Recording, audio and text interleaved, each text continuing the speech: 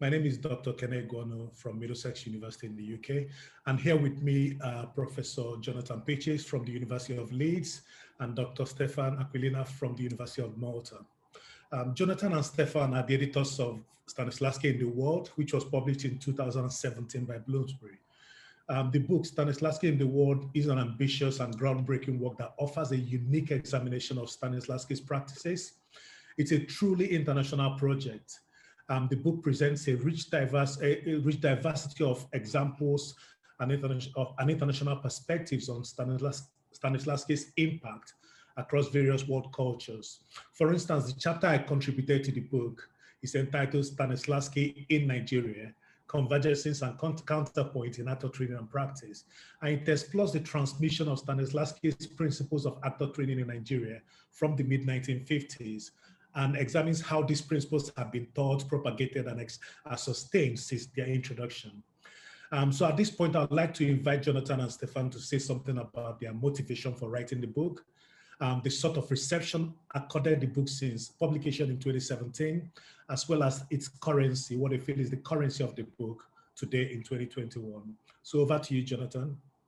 Thanks, Kene, and thanks for your contribution back in 2017. I think when we started this project, we had no idea how complicated it was going to be. It took us really 5 years to put all of that diversity, as you say, together. I mean, I'll kick off, and I'm sure Stefan will want to join in. My sense of the motivation, my personal motivation for doing Stanislavski in the World was, if I'm quite frank, a bit of an irritation really about the way in which the Stanislavski history has been constructed over the last couple of decades. I did my own edited collection called Russians in Britain in 2010-11. And that was trying to map the transmission of those ideas from Russia into the United Kingdom, looking at various practitioners, so Michael Chekhov, Meyerhold, Stanislavski, and then the sort of second phase into people like Joan Littlewood. And in that introduction, I picked up on this kind of trope of Stanislavski criticism, which I don't know whether it's still there, but certainly when we were doing Stanislavski in the World, rather modeled a linear notion of transmission, so that there was, you know, a body of work in Russia at the beginning of the 20th century, encapsulated in Stanislavski's work and with his pupils, that migrated. And in fact, you know, if I quote Mel Gordon directly, artistic chance, the persuasive power of individual personalities, social climate, and even technological advances must be factored into the reasons why Russian breakthroughs in actor training successfully migrated westward, leaping over Central and Western Europe. Now, there are two problems for me in that. The first is the leaping over Western and Central Europe, which I think we partly dealt with in Russians in Britain. But the second is this idea of kind of linear migration, because it ain't that simple. And what we found out in working on Stanislavski in the World is that the complexity of migration patterns are where I think 21st century Stanislavski criticism should be lying. So that's what was motivating me. That's what I was trying to kick off with, and then immediately partnered with Stefan, who was so well placed to help me understand that diversity. And then we kicked off the project. Mm-hmm. In fact, in my case, I think the motivation builds on several of the points that you have mentioned, Jonathan. I think my original question was, how far can we diversify the field of Stanislavski studies? How much can we push the envelope, so to speak? How are there any areas of Stanislavski even which we might have neglected? Have we focused on some areas to the detriment of others? For instance, Stanislavski will always remain a paradigm for actor training. Stanislavski will always remain a reference point if we are going to be discussing theater production. But then what happens if we change a little bit, you know, so to speak, our glasses, our point of view, if we change our lens through which we read Stanislavski? And I think the book in reality raises a lot of these lenses, suggests a lot of these new point of views. So for instance, what if we discuss Stanislavski and the institution? Because that is in reality what the essay on Stanislavski in Lithuania does, to a certain extent, in Stanislavski in Malta. What happens if we discuss Stanislavski as an acting tradition and contrast that to another acting tradition, and thus the question, what happens when two acting traditions encounter each other? What transmission happens there? Because that is the question which was asked then by the author who wrote the French essay, by Professor Othman Mathieu. What are the issues if our point of views is a legal point of view, if we raise legal issues related to translations? Of course, legal issues related to translations into English has been studied quite a lot. But what are the issues if the translations are translations in Italian? Which is then the discussion which Franco Ruffini develops in his own chapter about Stanislavski in Italy. What really interested me also was this idea of Stanislavski and modernism beyond the canonical modernisms, beyond the modernisms of Western Europe, for example. Because again, that is the question which the essay of the Tunisian essay by Moes Mrabet asked, the essay, the Brazilian essay by Alet Cavaliere, the Bangladesh essay. All essays which touched on this idea of Stanislavski being an influence on modernism, but beyond the canonical names. So I think really the motivation for me, a very big motivation for me, was how much we can push forward the envelope when it comes to Stanislavski studies, how much we can diversify the field. And I think that's a motivation which remained with me after the project. Well, thanks for those responses, Jonathan, Stefan. Just moving on, Jonathan, you wrote the introduction to the China-Japan section of the book, which is part 2 of the book. Could you tell us a little bit about, maybe say something about your experience of writing the Chinese chapter, for instance? Yeah, it was a real joy, I have to say, and a massive surprise. It was that kind of experience that you have when you uncover something in an archive that you sort of thought might be there, but never dared really imagine it was. So I partnered with Professor Li Ruru, who was also at the University of Leeds, distinguished Chinese theatre academic. And what we wanted to find out was, we'd heard a rumor that there was some training that went on in the early 50s. The Soviet experts actually had a significant impact on Chinese actor training in the conservatoire sector at that period. So we went to Shanghai Theatre Academy, that we had good links with anyway. And the archivist then just gave us this CD-ROM, which we opened. And lo and behold, there were, I don't know, 60 PDFs.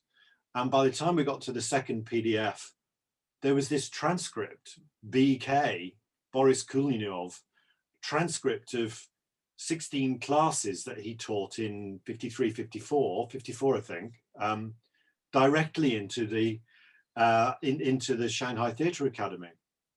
And it was just gold dust. I mean, I don't speak Mandarin, and Li Ruru was just giving me little sound bites from the first couple of pages and beginning to sketch what there was in this document. And then we got it translated, obviously, when we came back from STAR, and worked on it for the following 2 years.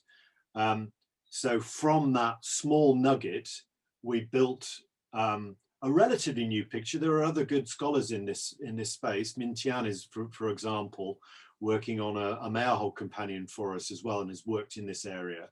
But from that relatively, focused nugget, we built a bigger picture of what was happening in the early 50s in China. And what was most remarkable for me, and I'll stop here because I'll get too enthused, what was most remarkable was how strategically organized it was by the Chinese government. They very carefully thought through who should be being trained and what the transmission routes would be if they trained the right people. And then we found those people, and we interviewed them that week. So those who were being trained in 54, we were there in about 2012, I think it was, 2013 maybe. We found them, we interviewed them, and of course that was, you know, 60 years later in their career. They were all very elderly professors, but they'd been significantly moved and transformed by that work, and it had changed their entire career.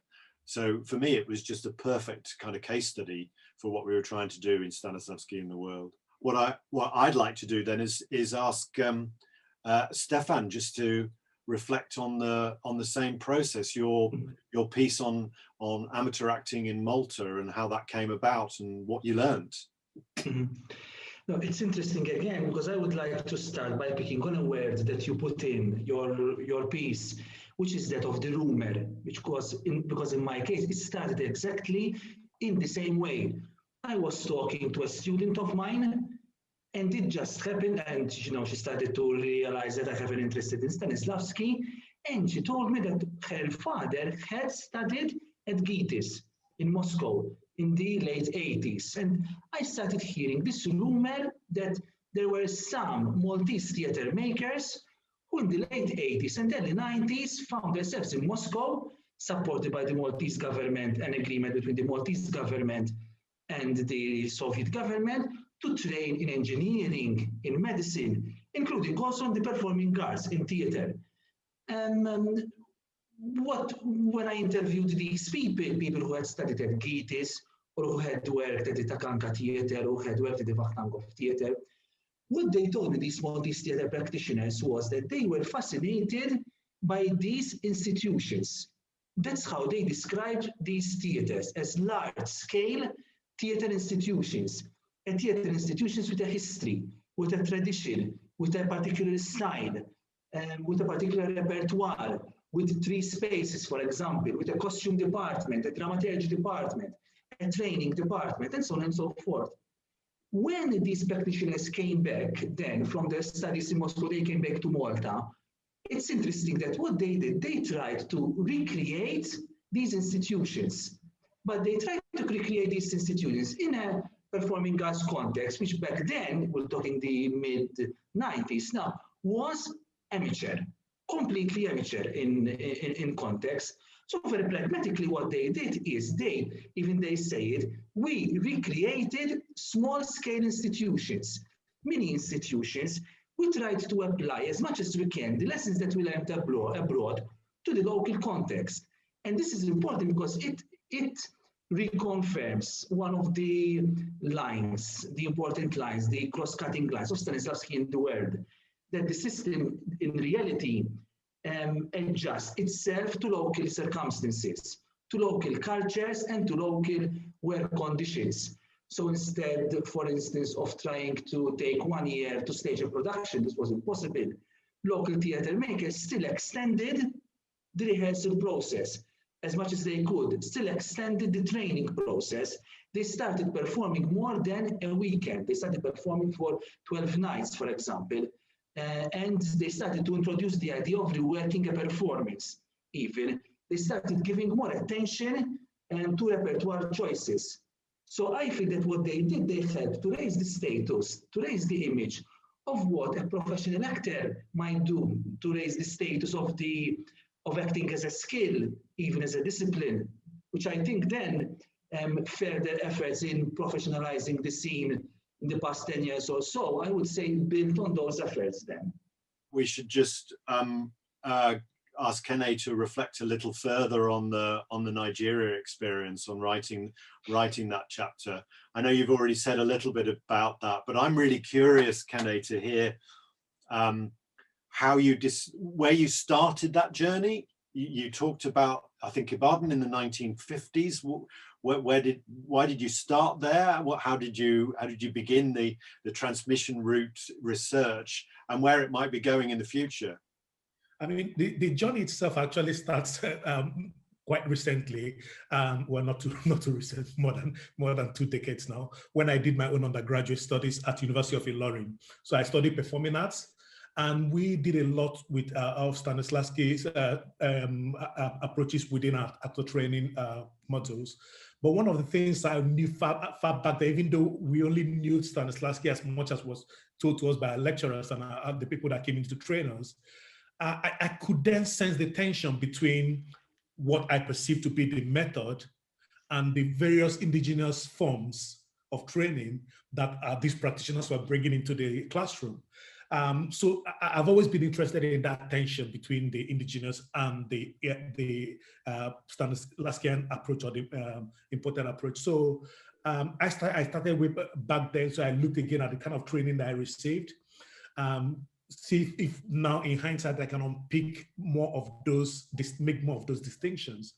And then I did a trip to Nigeria. I went to visit the archives at the University of Ibadan, for example. But one of the things I found was that the archives were actually virtually non-existent in the sense that the kind of material you expected to find there wasn't what you got there. Or on the contrary, the archives, so to speak, were actually living people. These were archives of memory that people have of those instances. I interviewed quite a few people that were part of the training or students as at that time in order to write the chapter.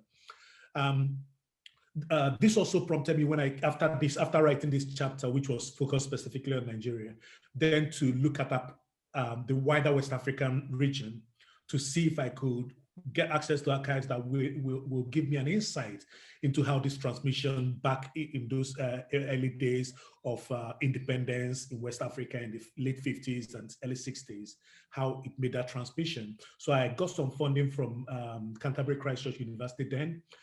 And in 2018, I went back to Nigeria again, but I also went to Ghana and I went to Cameroon.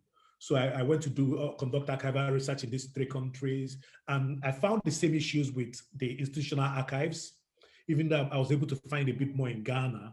But what the trip allowed me to do was to conduct quite a range of interviews with some of the people who were practitioners way back then that were retired now, or students who were part of those early periods.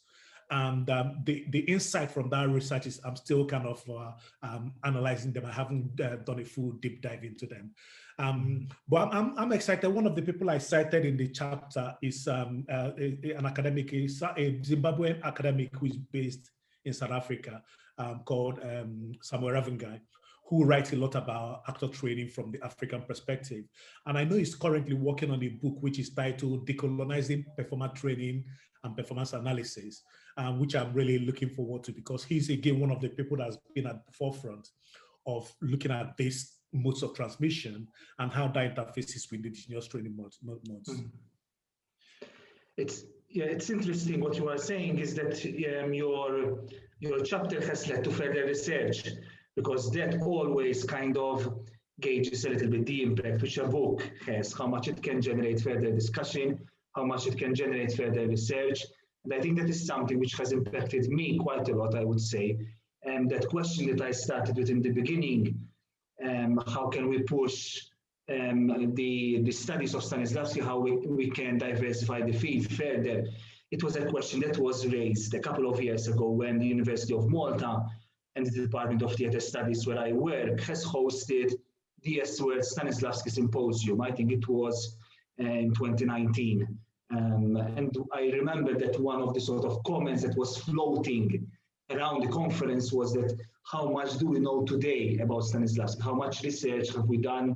It's always that there are very few, if at all, gaps that still need to be tackled when it comes to Stanislavski studies. And I'm not really in agreement with that. I think there's still quite a lot of material to uncover, many other point of views to adopt to tackle Stanislavski.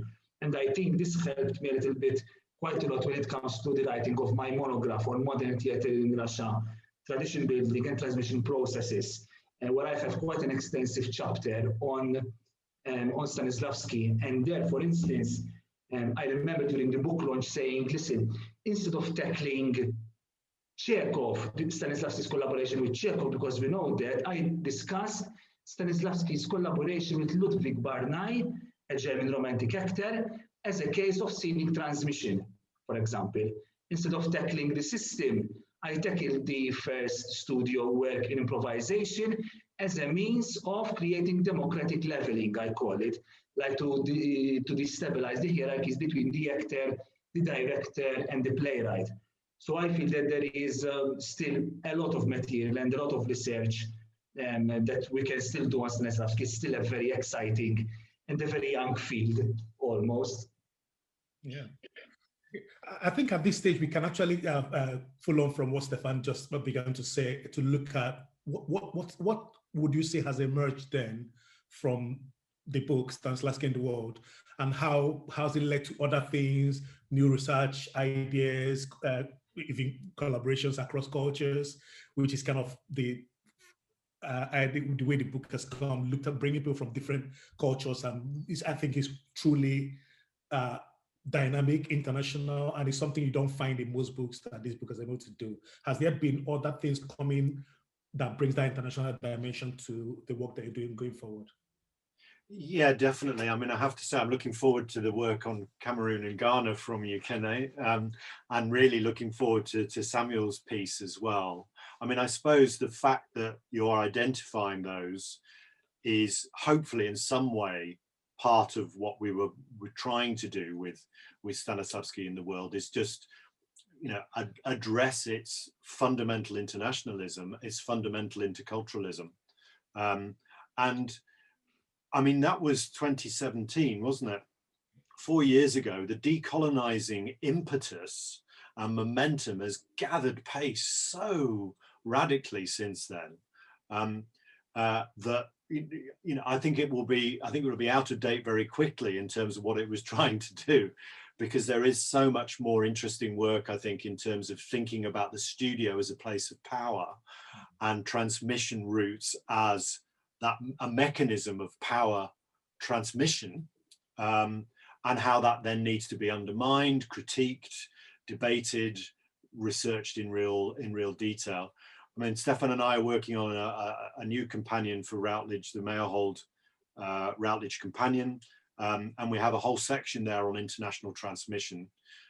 Again, trying to bring new routes of migration of that practice into the public domain.